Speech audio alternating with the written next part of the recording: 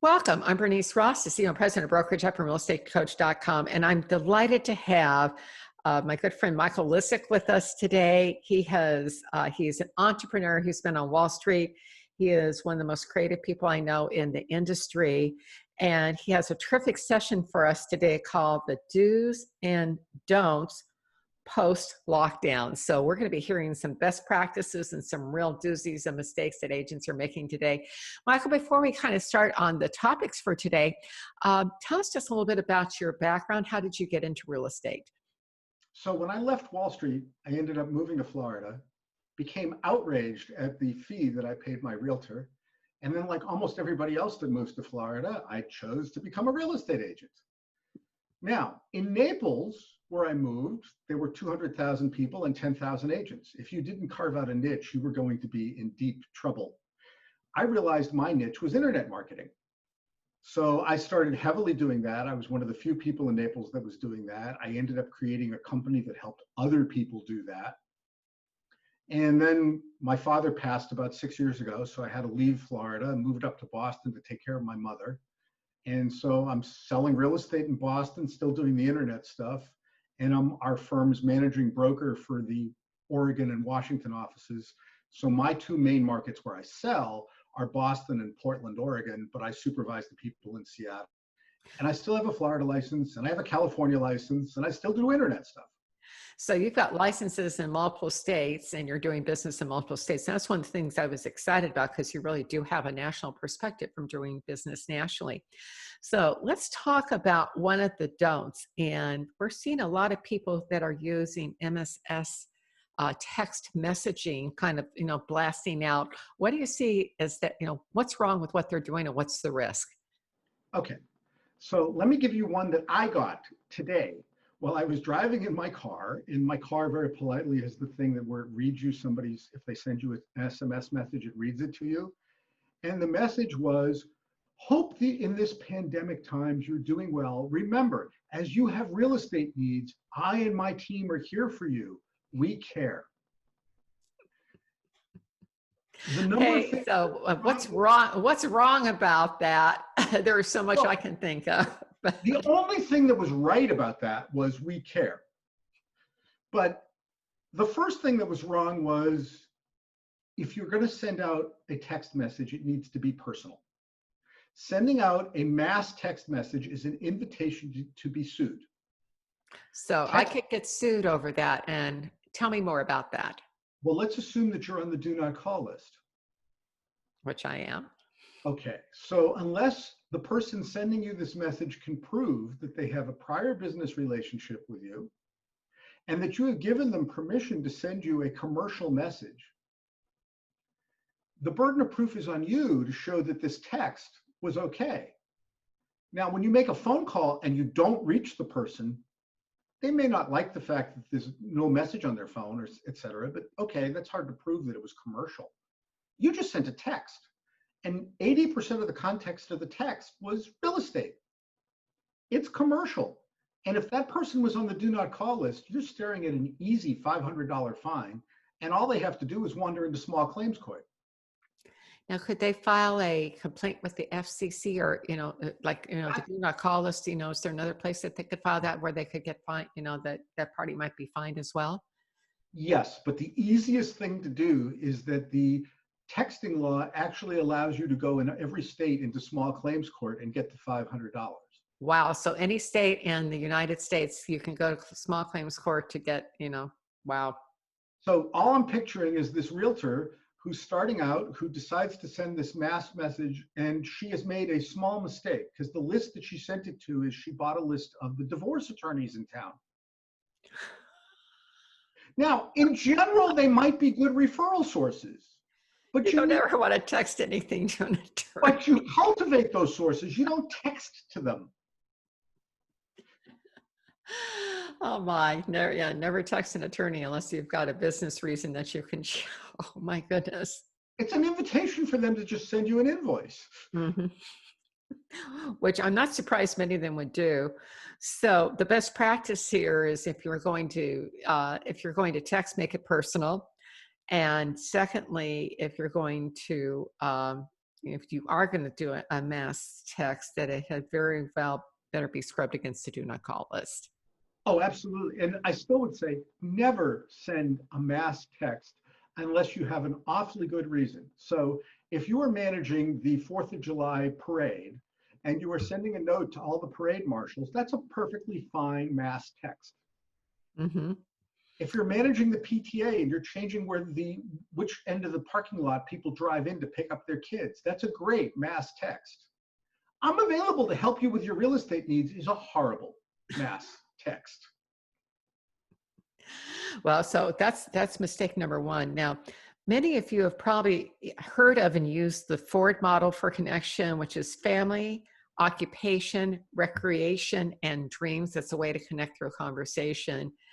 And right now in today's environment, best practice is to have a care conversation.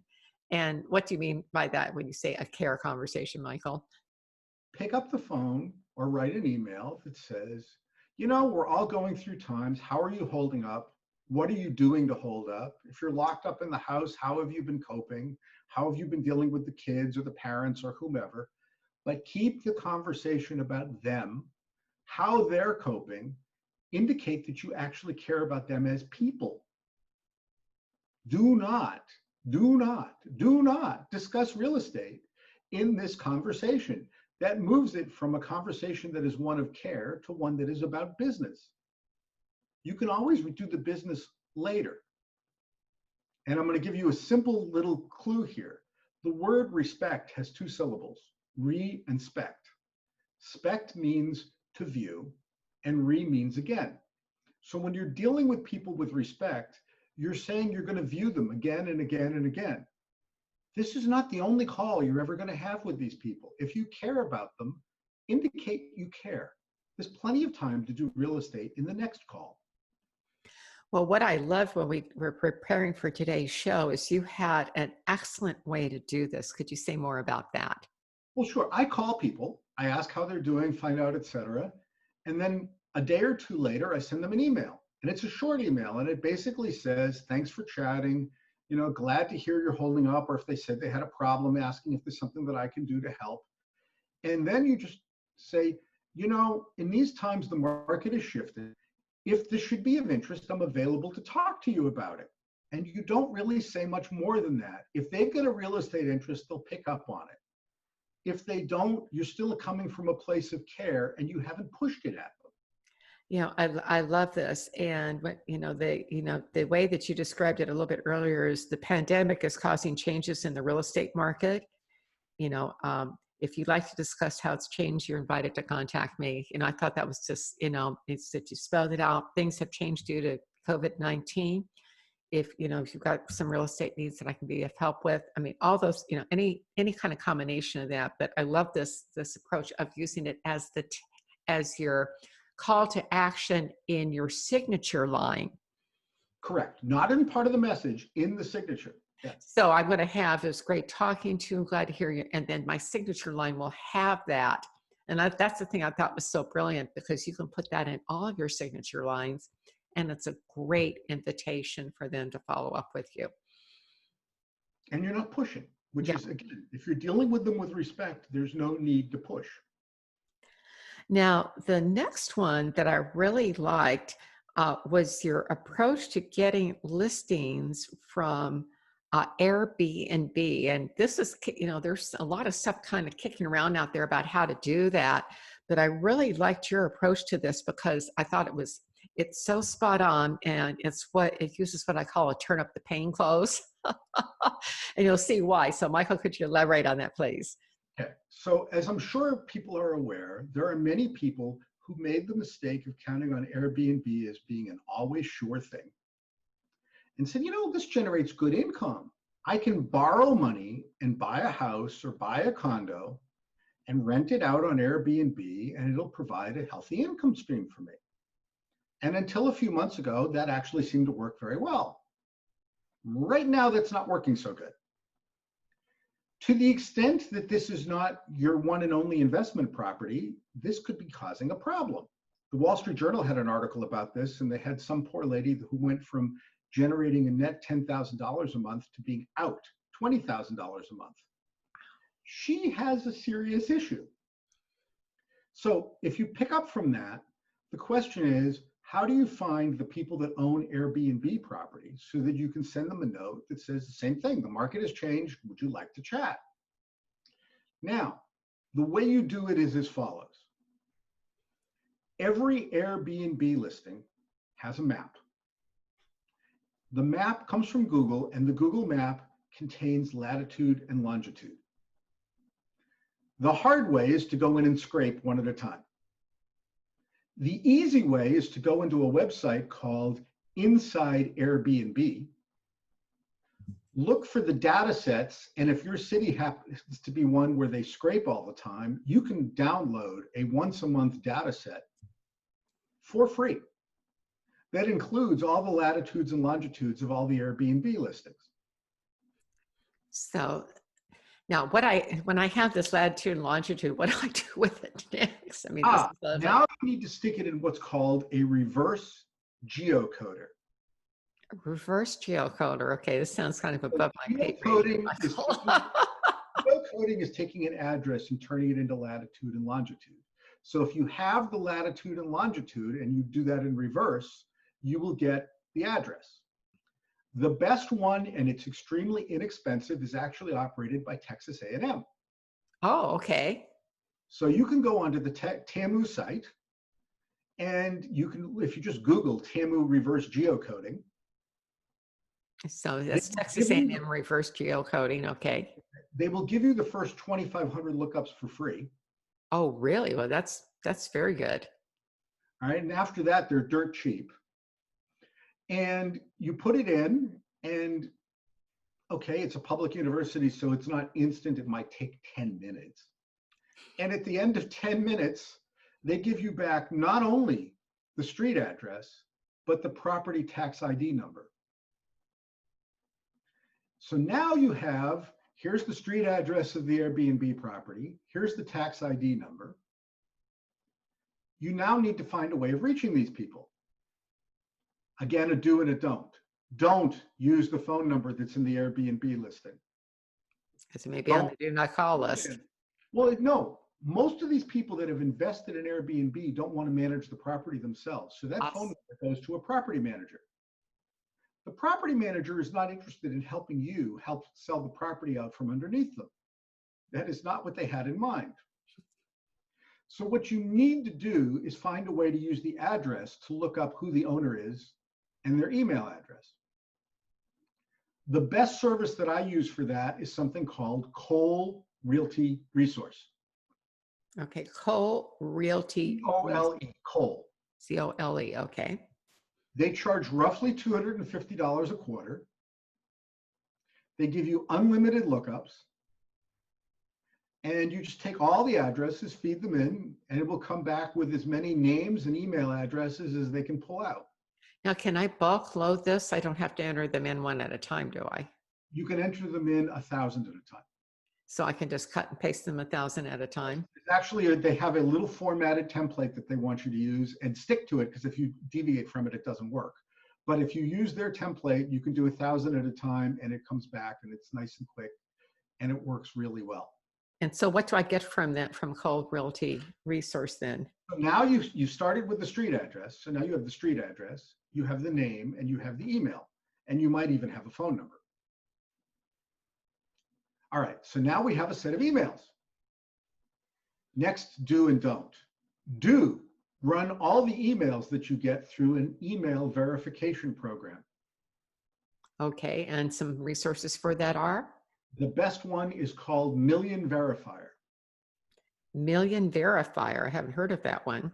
So they will verify, and to give you an idea of why they called that, their normal charge for 1 million email verifications for the rest of your life, and it may take you that long to do 1 million, is $300.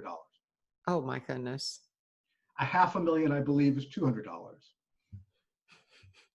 So if you only need to run a small number, you know, you're going to get a $10 charge. Why do you want to do this? What you don't want to do is send an email to something that is designed to catch spam, that is old and expired, or that is literally there as what's called a catch-all, which is literally just to go fishing for spam and scam things, there's no reason to send emails to those people. So you want to clean that out of the list. Well, that makes Now sense. you have a list of people, you have the addresses of their property, you have a way of reaching them. What is it you want to say to them? Well, now you've got to do a little bit of more work, one at a time. For every address, in order to sound like an expert, you want to go into one of the services that tells you what these things should rent for. So there's a service called Mashvisor. So like Mash and advisor without the AD in the middle. And there's another service called Airbnb DNA. Those two services will tell you, if you put in an address, they'll show you what they believe the property should rent for, and they will give you historic data of what it has rented for. Wow. Now, how do they know the historic data? I mean, They that's scrape every day. so there's, I mean, this is a little bit of a complex process. So you have to go in, you have to do the geocoding, then you need to verify the emails, and then you need to go through and identify, you know, what, you know, the rental on this. Now, what do you say once you've done that? So, you know, well, now you're ready with a good email. So let's assume, Bernice, that you own 123 Main Street. mm-hmm. So the email can be, Bernice, in these times of pandemic, the economics of the marketplace are changing. The computer analysis I looked at suggests that you should have been earning roughly $3,500 a month from your house at 123 Main Street. Has that kept up for you? If it hasn't, you may want to be looking at alternatives before the change in the market affects your credit score. I would be happy to help you. With your permission, I'll send you a CMA over the next few days of what 123 Main might be worth. Please look through it, and then let's chat. Thanks for giving me the opportunity to be of service. Great email. So this is highly targeted. So what you're doing essentially is you've got a funnel and you're narrowing down who goes into it down to, you know, so maybe if I'm working in an area that has 1,000 homes, maybe there's 25, 30, 40 of them that have actually are Airbnb rentals. So, you know, I'm not going to be trying, unless you're trying to do a big national thing, but, you know, for me locally as a local agent, if I could identify 25 to 40 Airbnbs that could be potential listings, that's huge. And then send them a personalized email. I could also email, I assume that the contact information has a mailing address for the owner or no?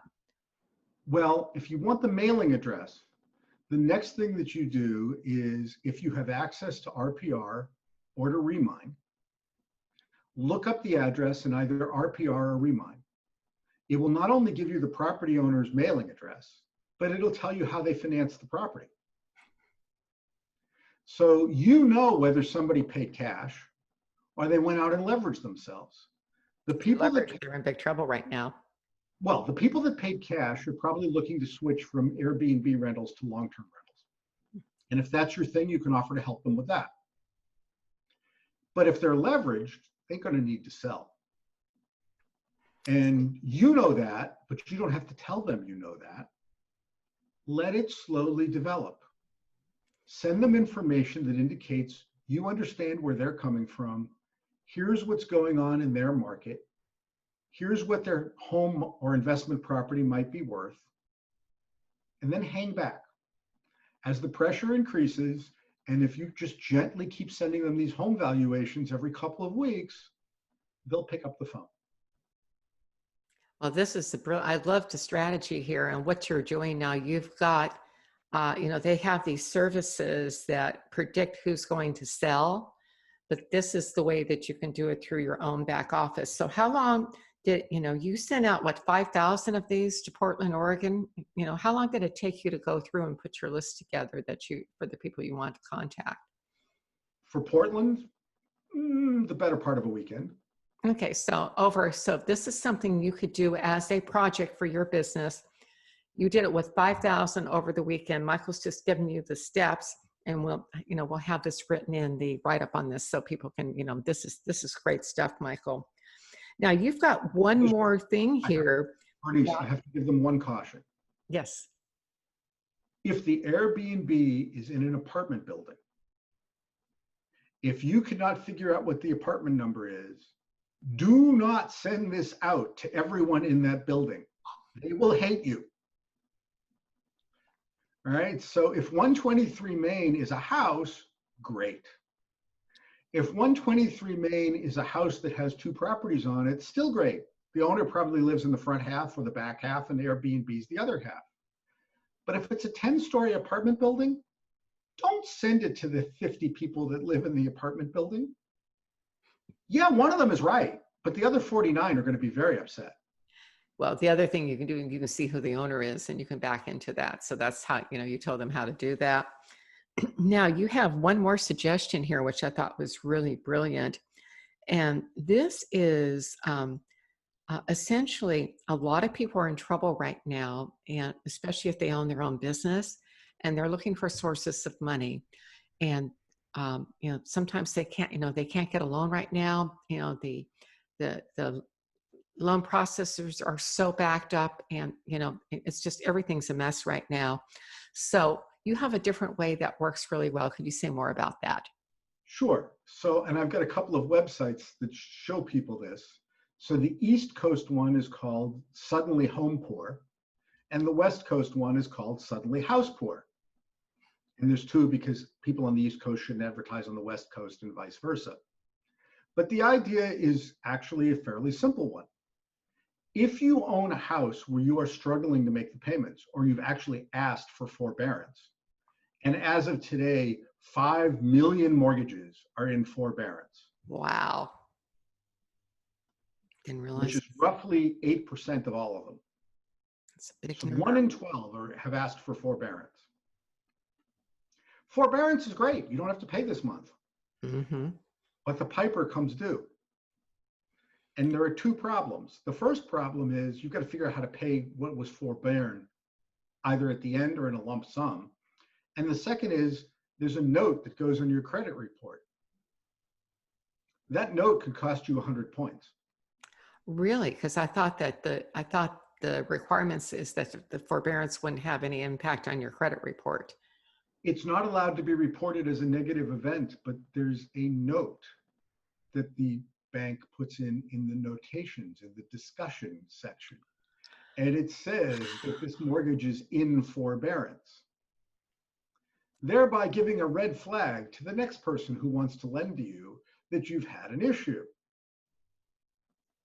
But there is a solution. Okay. The solution is that most Americans are living in too much house, which when money was good was great. Hey, look, when I moved to Boston, the first property I moved into because it was cheap was a 3,200 square foot townhouse, and there was just me and the dog. All right, I've downsized to 1,500 square feet, but there's still just me and the dog. But we downsized from 4,700 into 2,200, so, and we needed 2 offices, so. Yeah. So what is the trick? The trick is that you probably can preserve your lifestyle and downsize to a house that costs 10% less. Or even more, in my But case. the rooms will be a little smaller. Pardon me? But the rooms will be a little smaller, but you don't necessarily have to give up on the number of rooms. That's right. And you certainly don't have to give up on the lifestyle either, And in most cases, you don't even have to give up on the neighborhood. yeah, exactly. Right? So you want to sell the expensive house, buy a house that is 10 or 15% cheaper. That frees up money, but you can do better. When you go to buy the new house, there are a number of firms that do what they call shared appreciation deals. And this is exactly what it sounds like. They will give you money today up front in return for 2 promises. When you sell the house, you'll give them back the money they loaned you, and you will give them a share of however the house appreciates. Or do they're fair about this. If it depreciates, that's their risk too. The companies that do this, their deal tends to be in the magnitude order of I'll give you 10% of the value of the house.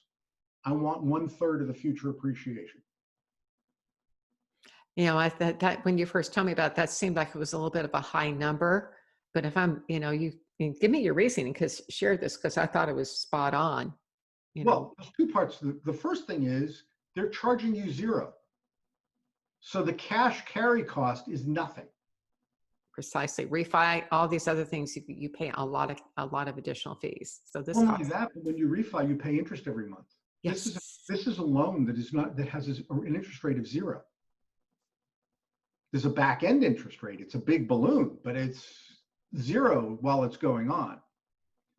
The next piece of it is if you are in a situation where you are currently paying PMI, PMI is extremely expensive because you pay PMI on the entire mortgage, even though you're only doing it on the part that is in excess of the 80%. If this can give you the cash to get below 80% and you can kiss PMI goodbye, you have just lowered your monthly expenses by a huge amount. So let's take an example. I sell a $500,000 house. I buy a $450,000 house. I go to one of these shared appreciation people and they give me $45,000. I use $20,000 of it to get me below PMI, and I put $25,000 in the bank. I now have a cash emergency fund.